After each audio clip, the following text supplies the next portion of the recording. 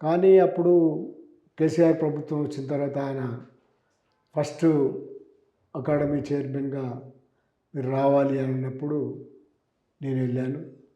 అట్లా 10 సంవత్సరాల పాటు దాదాపు 3 ఎక్స్టెన్షన్స్. నిజానికి ఎవరికి ఇప్పటివరకు స్టేట్లో అట్లా 3 ఎక్స్టెన్షన్స్ లేవు. ఉమ్మడి ఆంధ్రప్రదేశ్లో లేదు, తర్వాత ఎక్కడ లేదు.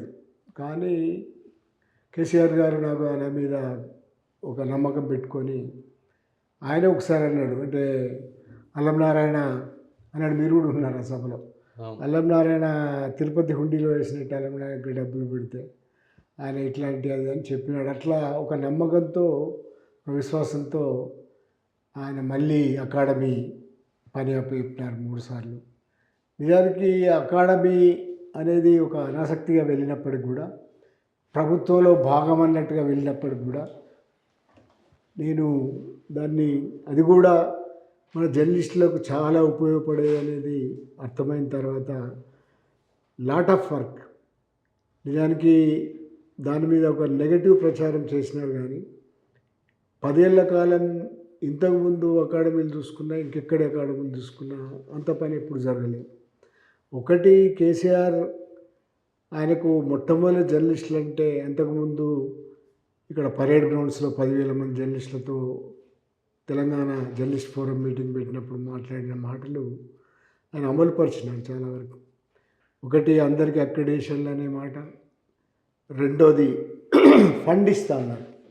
మేము అప్పుడు రిప్రజెంట్ చేసినాం ఒక 10 crores కావాలి అని. ఉమ్మడి ఆంధ్రప్రదేశ్లో ఉన్నప్పుడు ఒక 2 crores కోసము అప్పుడు బహుశా అరుణ గారు ఉన్నారు, ఐఎన్పిఆర్ మినిస్టర్, అందరము ఒకే యూనియన్లో ఉండేది. అప్పుడు ఏపీడబ్ల్యూజేలో ఉండేది. ఆ ఏపీడబ్ల్యూజే అందరం రిప్రజెంట్ చేసినప్పుడు కనీసం 2 crores కూడా ఇవ్వడానికి వాళ్ళు నిరాకరించినారు. కానీ తెలంగాణ వచ్చిన తర్వాత కేసీఆర్ చేసిన గొప్ప పని ఏంటంటే 10 crores అడిగింది. ఆయన ఫస్ట్ అకాడమీకి ఒక ముఖ్యమంత్రి వచ్చినాడు. అకాడమీకి వచ్చి పాత అకాడమీ బిల్డింగ్, ఇప్పుడు బిల్డింగ్ కాదు, పాత అకాడమీ బిల్డింగ్లో 6 గంటలు కూర్చున్నాడు. దాదాపు 100 మంది జర్నలిస్టులు, ప్రముఖ తెలంగాణ జర్నలిస్టులు అందరినీ పిలిచిన తర్వాత సర్ప్రైజ్గా ఆయన ఈ విషయాలన్నీ విన్నాడు. డెస్క్ జర్నలిస్టులకు కూడా అక్రిడేషన్లనే చర్చ జరిగింది, ఆయన దానికి ఒప్పుకున్నాడు. తర్వాత అందరికీ అక్రిడేషన్లు అనేదాన్ని ఒప్పుకున్నారు. తర్వాత ఫండ్ గురించి మేము 10 కోట్లు అడిగితే 100 కోట్లు ఇస్తాను, కానీ 100 కోట్లు ఇవ్వలేదనేది 42 కోట్లు. అంటే ఏటేటా ఇవ్వడం అనేది సరే బడ్జెటరీ కన్సిడరేషన్స్ వాటి వల్ల 100 కోట్లు రాలేదు, కానీ 42 crores అయితే వచ్చినాయి. అది చరిత్రే. మూడో వైపు ఇంకొకటి ఏంటంటే ఆరోగ్య బీమా, ఆరోగ్య కార్డు. ఈ హెల్త్ కార్డు గురించి నిజంగానే ఒక 3 ఏళ్ళు 4 ఏళ్ళు చలామణి అయింది. అంటే మంచి హెల్త్ కార్డు, నగదు రహిత హెల్త్ కార్డు అనేది అందరిలాగానే ఉద్యోగులతో సమానంగా పెట్టినారు. కానీ అది అనివార్య కారణాలు, దాని బకాయిలు పేరుకపోవడం, వీటన్నిటి కారణాల వల్ల ఈ సూపర్ స్పెషాలిటీ హాస్పిటల్స్, నేను జర్నలిస్టులు అందరూ కూడా హెల్త్ కార్డు వచ్చిన తర్వాత ఒక 3 ఏళ్ళు బ్రహ్మాండంగా నడిచింది కార్డు. కానీ ఆ తర్వాత అది కుంటుపడింది. కానీ హెల్త్ కార్డు హామీ కూడా నిలుపుకున్నట్టే లెక్క కేసీఆర్ గారు. ఈ 3తో పాటుగా ఇళ్ల స్థలాలది ఒక్కటి కాలేదు, కానీ మిగతా 3 అయితే అయినాయి. అదొక సాటిస్ఫాక్షన్. దానికి తోడు అకాడమీ సరే ఒక దిక్కు సంక్షేమము. ఆయన ఏమన్నారంటే 2-3 ఏజెన్సీలు ఎందుకు, సంక్షేమము తర్వాత శిక్షణ మీరే చూసుకోండి, మొత్తం చూసుకోండి. దాంట్లో భాగంగా శిక్షణ కూడా నిజానికి 10 ఏళ్ల కాలమే, కానీ దాదాపు 7,000 మందికి శిక్షణ ఇవ్వగలిగినాం. మీరు కూడా మెంబర్గా ఉన్నారు కదా అప్పుడు. రెండో వైపు ఒక 15 పుస్తకాలు వేయగలిగినాం. 15 నిజానికి ప్రాక్టికల్గా జర్నలిస్టులకి ఏం ట్రైనింగ్ కావాలి. చాలామంది ఈ ట్రైనింగ్స్ గురించి పెట్టినప్పుడు సభ్యులందరితో, మీరు కూడా ఉన్నారు చర్చల్లో, ఈ సభ్యులందరితో పెట్టినప్పుడు వచ్చిన చర్చ ఏంటంటే బ్రిడ్జ్ కోర్స్ లాగా ఉండాలని. అంటే నేరుగా ఒక రిపోర్టర్ కానీ లేదా ఒక ట్రైనీ కానీ వీళ్ళు నెక్స్ట్ మన కోర్సు లేదా మన ట్రైనింగ్ అయిన తర్వాత డెస్క్లలోకో లేకపోతే స్టాఫ్ రిపోర్టర్లో పనిచేసేంత మనము అది ఇవ్వగలిగితే చాలా ఉపయోగపడుతుంది జర్నలిజంలో అనేది ఒక ఐడియా వచ్చింది. దాంతో ఆ క్లాసులో రూపొందించడంలోనే ప్రాక్టికల్గా క్లాసులు ఎట్లా ఉంటాయి అనేది రూపొందించి ఒక 15 పుస్తకాలు. ఆ 15 పుస్తకాలలో ప్రధానంగా తెలంగాణ రాష్ట్రం వచ్చి ఉన్నది కాబట్టి తెలంగాణ రాష్ట్రానికి సంబంధించిన ఇష్యూస్, ఇప్పుడు ఉదాహరణకి నీటి సమస్యల మీద రాసినాం. అసలు నీటి సమస్యలు ఏంది, కాళేశ్వరం ప్రాజెక్ట్ ఏంది, కాళేశ్వరం ప్రాజెక్ట్ ఎట్లా నిర్మించినారు, ఆయన దాని ప్రాసెస్ ఏంది, తర్వాత మన దగ్గర ఉన్న ప్రాజెక్ట్స్ అన్నీ ఇవన్నీ కూడా క్యూసెక్ ఏంది వాటర్ అంటే, అసలు క్యూసెక్లు అంటే ఏంది, ఇదంటే ఏంది, అన్నీ కూడా ఒక ప్రాక్టికల్గా మంచి పుస్తకం పెట్టగలిగింది. అట్లాగే తెలంగాణ కాబట్టి తెలంగాణ ఇష్యూస్ మీద ఒక 3-4 పుస్తకాలు ఇచ్చినాం.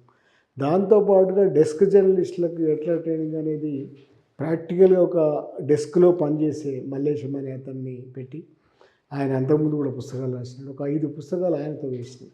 నిజానికి అవన్నీ కూడా హిట్. తర్వాత మారుతున్న టెండెన్సీస్, జర్నలిజం మారుతున్న క్రమం, అంటే print media, electronic media, digital media వచ్చింది కాబట్టి డిజిటల్ మీడియా మీద కూడా ఒక పుస్తకం రాయించినాం. క్రైమ్ వార్తల మీద ఒక పుస్తకం రాయించినాం. అంటే ఇట్లా ఒక 15 పుస్తకాలు వేయగలిగినాం. శిక్షణకు సంబంధించి కూడా 10 ఏళ్ల కాలంలో ఒక సాటిస్ఫాక్షన్. ఎందుకంటే మొత్తం ఉమ్మడి జిల్లాలలో పెట్టి తర్వాత మళ్ళీ అన్ని చిన్న జిల్లాలకు పోవడానికి భూపాలపల్లి లాస్ట్ యాక్చువల్గా. భూపాలపల్లి, మహబూబ్నగర్, నాగర్ కర్నూలు ఇట్లా ఒక 4-5 ప్రాంతాలలో పెట్టిన తర్వాత సరే ఇక మన పీరియడ్ అయిపోయింది ఎప్పటికి. కానీ మళ్ళీ 33 జిల్లాలలో అని ప్లాన్ ఉండింది. కానీ 33 జిల్లాల్లో చేయలేకపోయినాము. అంటే ఇది అయిపోయినాక చిన్న జిల్లాలు అయిపోయినా ఒక 4-5 చేయగలిగినాము. ఇంకా ప్రాసెస్లో చేద్దాంలే అనే ప్లాన్ అయితే ఉండే.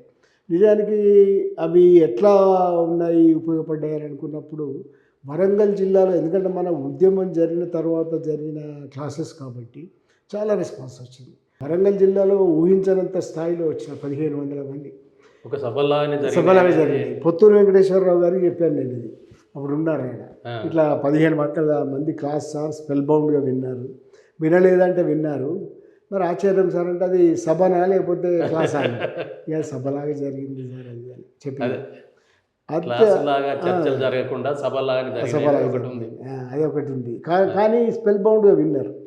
సరే ఇక ప్రశ్నలు జవాబులు క్లాసు వాతావరణం. అయితే కారణం ఏంటంటే ఒక ఉద్యమం జరిగిన తర్వాత వచ్చిన క్లాసెస్ ఒకటైతే, రెండో జర్నలిస్టులు జిల్లా స్థాయిలలో చాలామంది వచ్చినారు. మనకు అంతకుముందున్న ప్రాంతీయ పత్రికలకు ఉన్నట్టుగా ప్రాంతీయ వార్తలు, అట్లాగే ఒక మండల స్థాయిలో విలేకరులు అనే దాన్ని స్థాయి మించి కొత్తగా రావడం అనేది ప్రారంభమైన సంఖ్య పెరిగింది బాగా. ఇప్పుడు ఏ ప్రెస్ కాన్ఫరెన్స్ అయినా చిన్న మండలాల్లో అయినా 20 మంది కనబడుతున్నారు. అట్లా మంది రావడానికి జిల్లాలో అయితే 100 మంది అవుతున్నారు. అదో చిన్న మీటింగ్ లాగా అవుతుంది. అది ప్రెస్ కాన్ఫరెన్స్లో మీటింగ్ అవుతుంది.